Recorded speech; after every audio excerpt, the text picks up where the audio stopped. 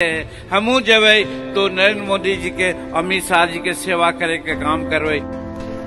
रुकिए रुकिए मांझी जी, जय श्री राम भाई। अभी पूरा देश चुनाव के माहौल में है और ये वो बहुत महत्वपूर्ण वक्त है आपके लिए कि आप अपना मत किसको देंगे और आने वाला भविष्य आप किस तरीके से बेहतर करेंगे।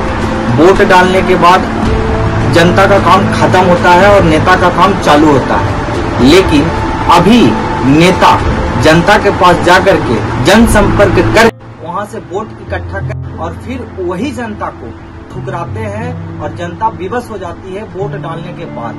तो बस जनता से मेरा यही कहना है कि अभी के समय में वोट किसको देना है, इस पर चर्चा करना बहुत जरूरी है। अब हाल ही में एक भाषण सुन रहे थे माननीय मांझी जी का।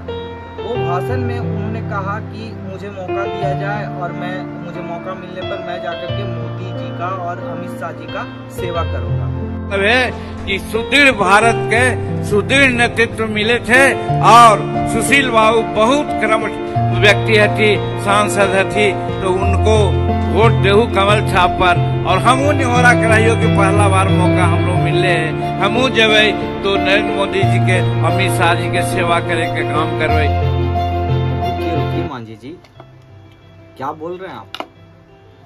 बिहार के आप मुख्यमंत्री रह चुके हैं, इतने बड़े कद के नेता हैं, लेकिन भाषण में आप जो बोल रहे हैं कि मुझे भी मौका दीजिए, मैं आगे जाके मोदी जी और अमित शाह जी का सेवा करूंगा। तो जनता अपने सेवेदार के लिए आपको वोट कर रही है, ना कि आप शीर्ष के नेता के सेवा के लिए आप जनता से वोट मांग रहे हैं। आप जनप्रतिनिधि हैं, तो जनप्रतिनिधि का काम होता है कि जनता का सेवा करना, नहीं नेता का सेवा नेता खुद करे। और ऐसे तो कहा जा सकता है कि आपको सेवा करने के वजह से ही मुख्यमंत्री का ओहदा मिला था।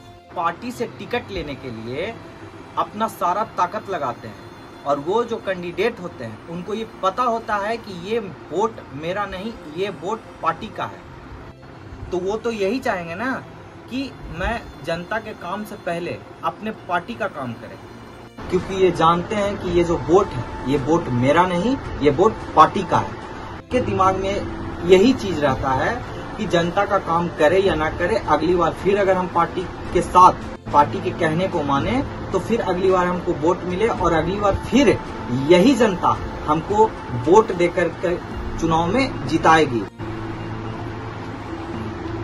मैं भारत के मतदाताओं से बस यही कहना चाहता हूँ कि वो अपना वोट बहुत सोच और समझदारी के साथ दें, क्योंकि आने वाला 5 साल में क्या होने वाला है ये अभी उनके हाथ में है। वोट डालने के बाद ये ताकत नेताओं के पास हो जाती है और यही वो वक्त है जिस वक्त में आपके 5 साल के शिकायत, आपके 5 साल के सोच को आप अपने 5 साल अपने देश को किस रूप में देखना चाहते हैं, ये फैसला करने का वक्त अभी है।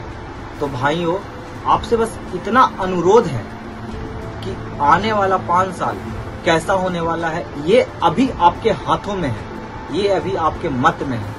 तो मत डालिए तो बहुत सोच समझ के डालिए कि आप मत किसको दे रहे हैं। मतदान आप जनप्रतिनिधि को करते हैं, एक व्यक्ति विशेष को करते हैं और वो व्यक्ति विशेष के बारे में जानना बहुत जरूरी है कि किस व्यक्तित्व के आदमी है। उसके कैंडिडेट को, उसके उम्मीदवार को भी एक बार जरूर देखें कि ये उम्मीदवार कैसा है।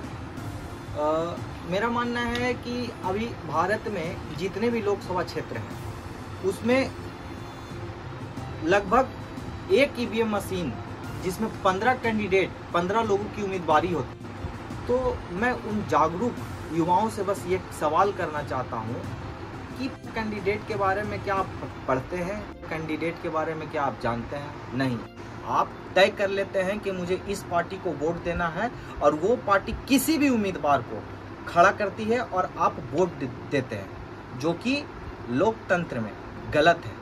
आप जिसको वोट दे रहे हैं ये देखना बहुत जरूरी है कि वो किस व्यक्तित्व का आदमी है। देखिए कि इसमें सबसे योग्य जो हमारे काम आ सके, जो हमारी आवाज को विधानसभा में, लोकसभा में उठा सके। आप सभी को सुनने के लिए बहुत बहुत धन्यवाद। जय हिंद, जय बिहार।